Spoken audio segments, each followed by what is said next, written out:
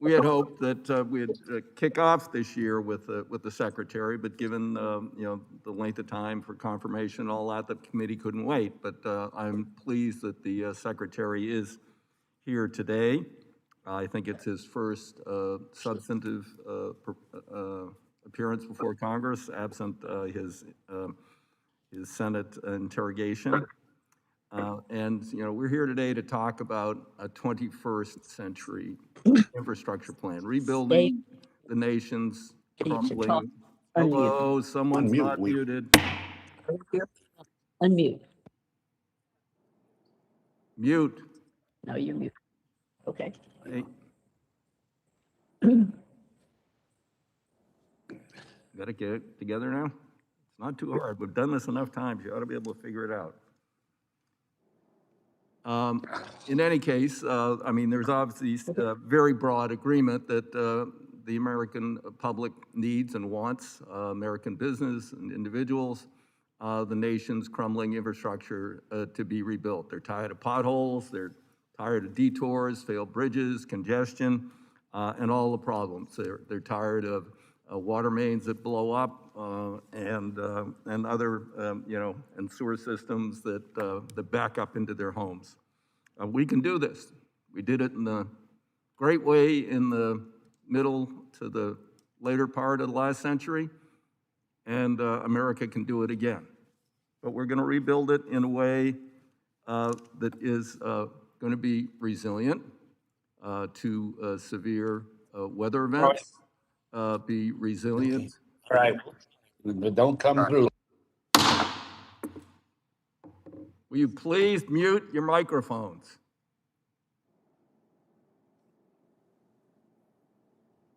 Not too hard.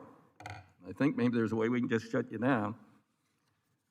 Okay, we're going to rebuild it in a way that is resilient to climate change. That means extreme weather events, sea level rise.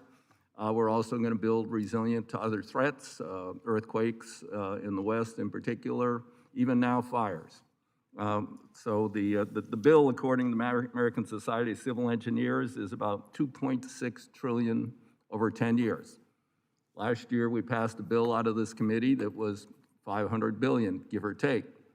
And given the magnitude of the problem, it's a good start, but there were those who said that was too much.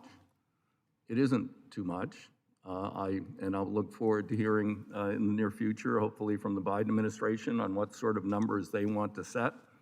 We are going to have the most robust, by America standards, in the entire government. Actually, transportation already is the most robust. But we are going to plug the final loopholes. We're going to get rid of the predatory Chinese rail company and the bus company, which is substantially subsidized by the Communist government of China. The rail company is wholly owned by the Communist government of China. And we're going to move. We're not going to do Eisenhower 8.0. I mean, Eisenhower's plan was great for its time. Put the country and knitted the country together. We've got to rebuild that, but we also have to have an eye on the 21st century and the challenges of the 21st century as we rebuild it. So the bill we passed last year is a starting point, in my opinion, for this year's legislation. It was transformational. It focused on investing in outcomes that are possible under a new vision. We had testimony just last week from VA DOT, who is Virginia DOT, dealing with severe congestion. And they said, well, yeah, we could do 2 more lanes on 395, and in 10 years, it'd be just as congested as it is today. And, that cuts about $12 billion. Or we can provide a very viable, frequent, convenient rail option, which is expensive. It's going to be close to $5 or $6 billion. So half the cost, a solution that gets people out of traffic, a solution that mitigates fossil fuel pollution. And, that's the kind of things we want DOTs to start looking at, not just the same old tired solutions. You can't add infinitely more lane miles in many areas of this country, and that's not what this is going to be about. We're going to make it safer, more equitable, cleaner, with less carbon pollution.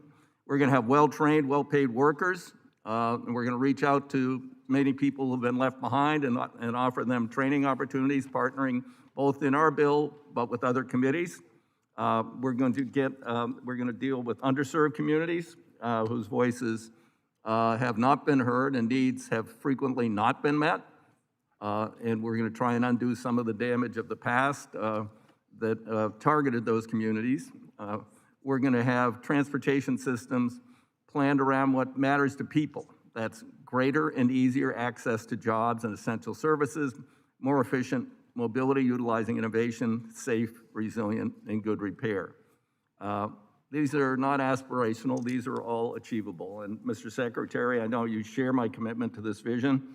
I believe that many of these things are incorporated in the Building Back Better plan and also the plan you yourself offered as a presidential candidate.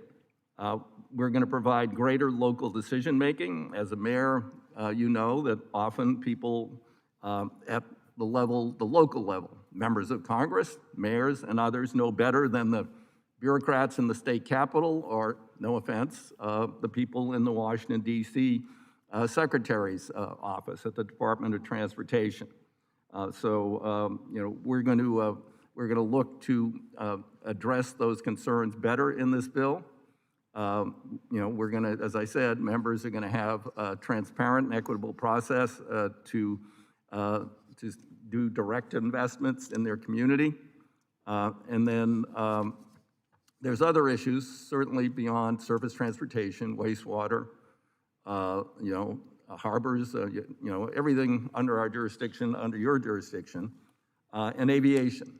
Aviation always seems to be kind of a work in progress. Last Congress, we had a great bipartisan bill that re-regulated the way that we certify aircraft in response to the tragedies with the Boeing Max.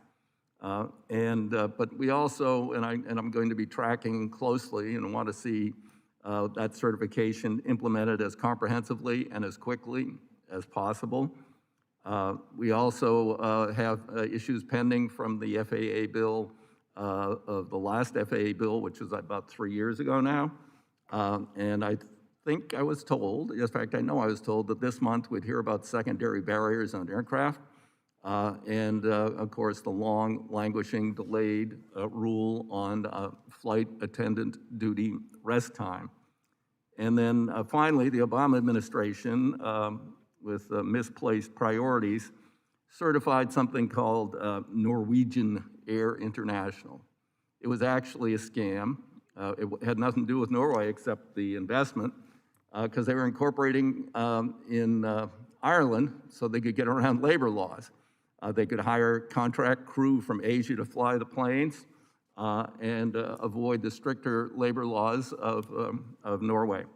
And now I understand that it went bankrupt, thankfully, but now they are attempting to come back as something called North Atlantic, and I would hope that your department will thoroughly study that application, and I believe that it will be found not to meet the requirements of fair skies and labor agreements, and it should not be authorized. So with that, Mr. Secretary, thank you for joining us today. We're eager to hear from you how best we can work together with you, President Biden and Vice President Harris, on our shared goals in moving America forward. With that, I recognize my ranking member, Sam Graves. Thank you, Mr. Chair, and thank you, Mr. Secretary, for being here today.